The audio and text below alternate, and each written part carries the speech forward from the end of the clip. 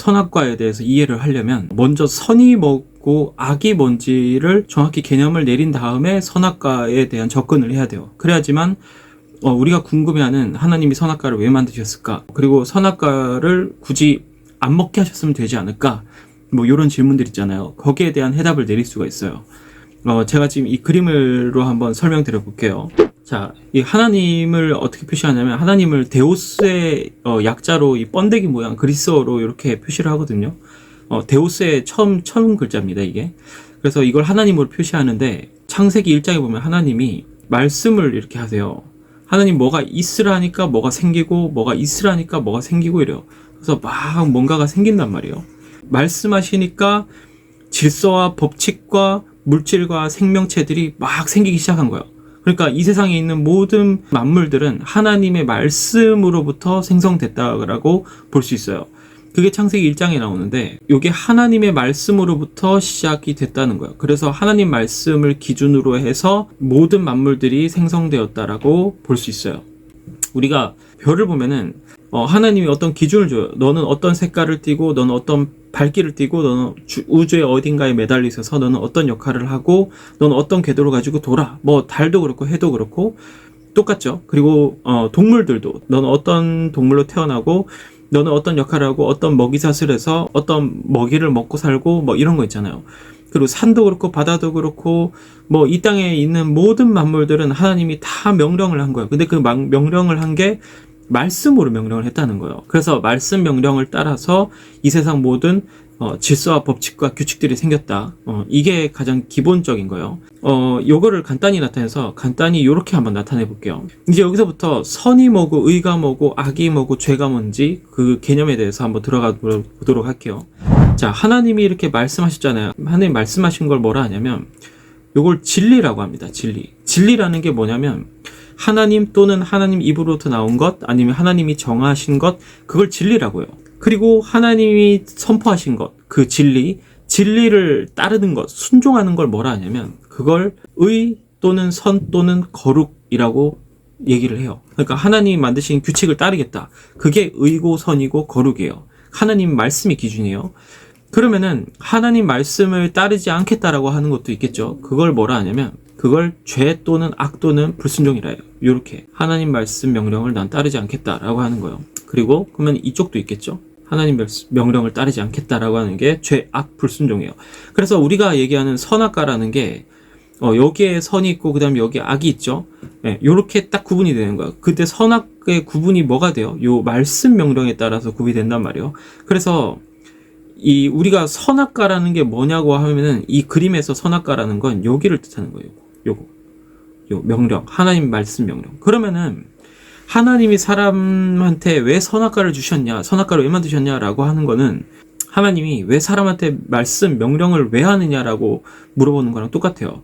자, 이게 왜 좀 말이 안 되냐면 자, 이 땅에 있는 모든 만물들 있잖아요. 제가 아까 말씀드린 대로 별도 그렇고 동물도 그렇고 산도 그렇고 바다도 그렇고 다 뭐라 했어요? 얘네들이 다 하나님 명령에 따라서 하나님 명령하시니까 얘네들이 다 생겼다 그랬죠. 근데 사람만 유난하게 하나님한테 왜 선악과를 자기한테 만드냐라고 물어보는 거예요. 이건 뭐냐면 나한테 말씀 명령을 왜 하시냐, 당신은 그럴 권한이 없다라고 물어본 거랑 똑같아요. 이건 사실상 월권행위죠. 하나님은 모든 피조물들에게 명령을 하실 수 있는 권한이 있으신 분이에요. 그러니까 이분은 창조주고 우리는 피조물이기 때문에 그래요. 우리가 만약에 창조주다 그러면은 굳이 하나님의 말씀을 듣지 않아도 돼요. 아니면 하나님과 관계없는 존재거나 그러면은 우리가 말씀을 듣지 않아도 되는데 우리는 하나님이 지으신 존재에 불과하단 말이죠. 그래서 우리는 하나님 명령을 들어야만 하는 위치에 있는 거예요. 그래서 하나님이 선악과를 왜 만드셨냐라고 하는 거는 쉽게 결론을 내릴 수 있죠. 우리가 피조물이기 때문에 그렇다. 피조물은 창조주의 명령을 받을 그런 어떤 위치에 있는 존재이다. 이거예요. 자, 그리고 두 번째 질문은 뭐냐면 하나님이 애초에 선악과를 못 먹게 했으면 되지 않느냐. 그 얘기는 뭐냐면 요 화살표 얘기하는 거예요. 요거. 여기로 넘어가지 않게 했으면 되지 않느냐라고 물어보는 건데 이게 왜 불가능하냐면 하나님의 성품을 일단 알아야 돼요. 하나님의 성품은 사랑과 공의라는 성품이 있거든요. 이게 하나님 보좌를 지탱하고 있는 두 가지 성품이에요. 이건 뭐 사람이 변경할 수 없는 하나님의 성품인데, 하나님이 사람한테 그런 권한을 주신 거 있잖아요. 선을 행해도 되고 악을 행해도 되고 이런 권한을 준 거. 이게 자유의지거든요. 자유의지를 주신 이유는 하나님이 사랑이시기 때문에 그러셨다라고 밖에 볼 수 없어요. 우리가 부모가 애를 낳았을 때 자유의지를 주잖아요. 왜냐면은 너무 사랑스러우니까 애한테 자유를 주는데, 애한테 만약에 기계처럼 막 다룬다. 야, 너 뭐 스위치 누르듯이 너 어디 갔다 와? 뭐 너 뭐 해? 안 하면은 뭐 꺼버리고, 안 하면 뭐 파괴시키고 뭐 이러지 않잖아요. 그거랑 마찬가지로 하나님은 사람이라는 존재가 굉장히 부모에게 있어서 자식과 같은 존재라고 봐야 되는 거예요. 만약에 하나님이 여기 못 넘어가겠다, 그러면 사람을 그냥 로봇으로 만드는 게 낫죠. 뭐 제가 아까 말씀드린 해나 달이나 별이나 산이나 바다나 뭐 요런 걸로 만들면 되지 않았을까. 근데 하나님이 얘네들은 하나님한테 불순종할 권한을 주질 않았죠. 근데 사람은 유일하게 주셨단 말이죠. 그거는 뭐냐면, 사람은 하나님에게 사랑받은 존재라고 밖에 볼 수 없어요. 사람이란 존재가 굉장히 독보적인 존재죠. 그래서 사람이란 존재가 하나님께 사랑받은 자유의지를 가진 존재로서 지음받았기 때문이다 라고 볼 수 있는 거예요.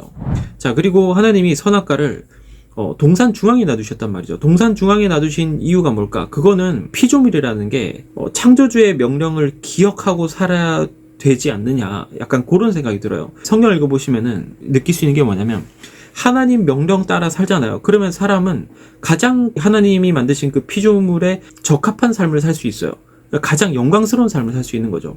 창조주의 명령에 순종하는 자는 땅의 소산을, 좋은 소산을 먹고 복을 받고 뭐 이런 게 있는데, 명령을 거역하고 불순종하는 자들은 항상 보면은 좋지가 않아요. 끝이 좋지 않든지 뭐 가정이 좋지 않든지 좋지가 않아요. 그러니까 하나님이 선악과를 동산 중앙에 놔두신 이유는, 너희는 항상 창조주를 기억하라 라고 하는 게 아닐까 싶어요. 그거는 모든 신학자들이나 아니면 많은 사람들이 그렇게 이야기를 하고 있거든요. 그러니까 선악과는 그렇게 보시면 될 것 같고, 그 뱀이 사람을 유혹하는 장면이 있어요. 뱀이 사람을 유혹하는데, 그걸 갖다가 어떤 사람, 이렇게 성경을 처음 읽어본 사람들이 그걸 보고 이거 너무 동화 같은 얘기다라고 치부를 해버리고 성경을 아예 덮어버리거나 그러거든요. 야, 무슨 뱀이 말을 하느냐 그러는데, 그거 이제 성경을 읽어보면 알 수 있죠. 하나님은 마귀를 갖다가 뱀에다 비유를 해서 표현을 하는데, 그 성경에 나와 있어요. 옛뱀 곧 마귀라고도 하는 자가, 이렇게 나와 있어요. 그게 계시록에 나와 있는데, 마귀를 뱀으로 하나님이 표현해서 선악과 나무에 올라가서 사람을 깨는 걸 갖다가 그 뱀으로 비유를 한 거지, 뱀이 진짜 말을 했다라고 볼 수는 없겠죠.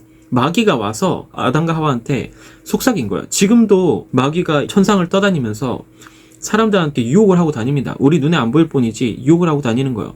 그걸 하나님이 성경에 기록할 때 뱀이 와서 우리를 유혹한다라고 얘기를 할 수도 있는 거예요. 뭐 마귀는 뱀에 비유를 하고, 뭐 예수님은 어린 양에 비유하고, 성령님은 비둘기에 비유하고, 뭐 요런 하나님이 일부러 어떤 동물을 갖다가 성품을 떼서 이렇게 비유하시는 경우들이 이게 성경에 나오거든요. 뱀은 두 혀를 가지고 있으니까 간사하잖아요.